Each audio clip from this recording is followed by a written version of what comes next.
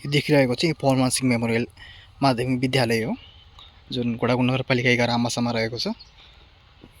यसै विद्यालयको सामुन्ने घोडाकुण्ड नगरपालिका वडा नम्बर 11 को वडा कार्यालय रहेको छ। त्यसैको साइडमा चाहिँ स्वास्थ्य चौकी रहेको छ। घोडाकुण्ड नम्बर 11 को साइडमा देख्न सक्नुहुन्छ भवन।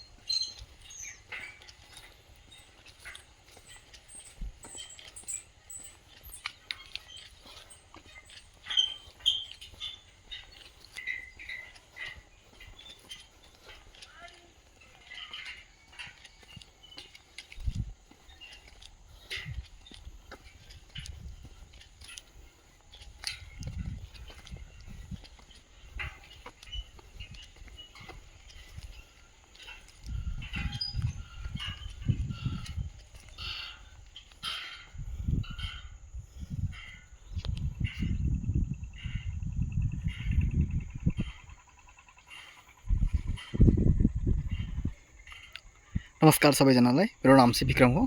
तपाईहरुले देख्न सक्नु भएको छ। अहिले चाहिँ म कैलाली जिल्लाको घोडाकुण्ड नगरपालिका 11 आम्बासामा छु। यो कान्द्रा नदी हो, तपाईले देख्न सक्नुहुन्छ। यो पहिले चाहिँ कान्द्रा नदी चाहिँ यताबाट आउँथ्यो, यो एरियाबाट, र अहिले चाहिँ यताबाट आइरहेको छ। देख्न सक्नुहुन्छ तपाईले, अहिले यो एरियाबाट आइरहेको छ।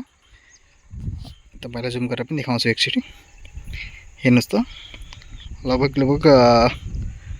गाउँ बस्तीतिर समथिङ त्यतातिरबाट आइरहेको छ। पुरा पहिलेको आउने एरिया चाहिँ यताबाट हो। यस्तो घुमेर चाहिँ आउँथ्यो पहिले, गर्दाखेरि यहाँसम्म चाहिँ थियो। उतापट्टि ग्राउन्ड पनि थियो, अहिले ग्राउन्ड आधा कट भइसकेको छ। तपाईले देख्न सक्नुहुन्छ। यो झोलुङ्गे फुल हो। अहिले यो धेरै नै हिल्ने गर्छ। यो एकजनाले पनि गइरहेको छ भनेपछि लिइरहेको हुन्छ। र यतापट्टि आर्यघाट रहेको छ। यो एरिया चाहिँ आर्यघाट हो। अन्तिम संस्कार दाह संस्कार गर्ने एरिया हो यो एरिया। यहाँ मानिसहरूले गर्ने गर्छ। तपाईँले देख्न सक्नुहुन्छ। एकचोटि पहिले पनि आएको थियो, म धेरै पहिले आएको थिएँ। त्यति बेला चाहिँ यो नदी चाहिँ यो एरियाबाट आउँथ्यो, र अहिले यो एरियाबाट कट भइरहेछ। लगभग उताबाट यो टर्निङ उताबाट लिएर यताबाट आइरहेको छ। पहिले यहाँबाट यो एरियाबाट आउँथ्यो पहिले चाहिँ।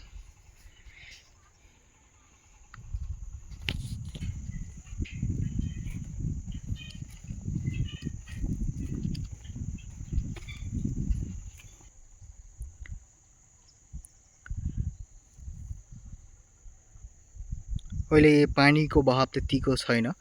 बर्खातको समयमा चाहिँ यो पुरा नै भरिने गर्दछ। लगभग यो एरियासम्म पुरा फुल भएको हुन्छ पानी चाहिँ। अत्याधिक धेरै पानी आयो भने चाहिँ यो पुरा पुग्न सक्छ, तर अहिले चाहिँ कमै नै छ। यहाँबाट गाडी आइरहेको छ, र देख्न सक्नुहुन्छ तपाईले यो एरियामा यसरी गाडीहरू बाइकहरू पनि लग्ने गर्दछ। र बाइकहरू टु व्हिलरहरू चाहिँ समथिङ जान सक्छ यो एरियामा। टु व्हिलर बाइक चाहिँ यो एरियाबाट जान मुस्किल नै हुन्छ, धेरै डिस्टेन्स छैन।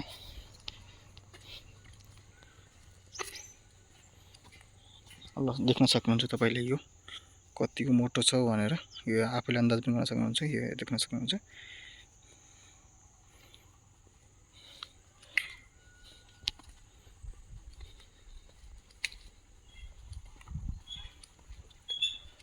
यो एरिया यतातिर चाहिँ घोडाकुण्ड नगरपालिका 11 आम्बासा पर्छ भने, यतापट्टि चाहिँ घोडाकुण्ड नगरपालिका 5 सराइया या फारम पर्छ यतातिर।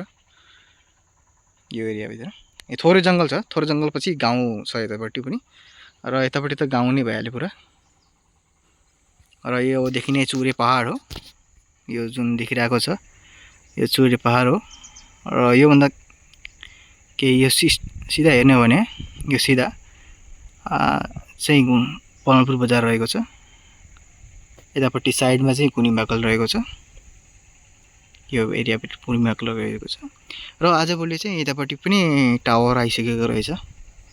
मेरो हिसाबमा नमस्तेको टावर हुनसक्छ सायद, नमस्ते या एनसेलको टावर हुनसक्छ सायद। दुईवटा टावर देखिरहेको छु मैले, साइडमा पनि एउटा टावर, सानो टावर पनि देखिरहेको छ। यो सायद एनसेलको हुनुपर्छ, यो नमस्तेको हुनुपर्छ सायद। मैले देखेको गएको छैन नजिक, त्यसैले अनुमान गर्न सकिरहेको छैन, मैले अन्दाजीमा भनिरहेको छु। पानी देख्न सक्नुहुन्छ कस्तै सुस्तरी गइरहेको छ। ठिक छ, अब म पनि लाग्छु।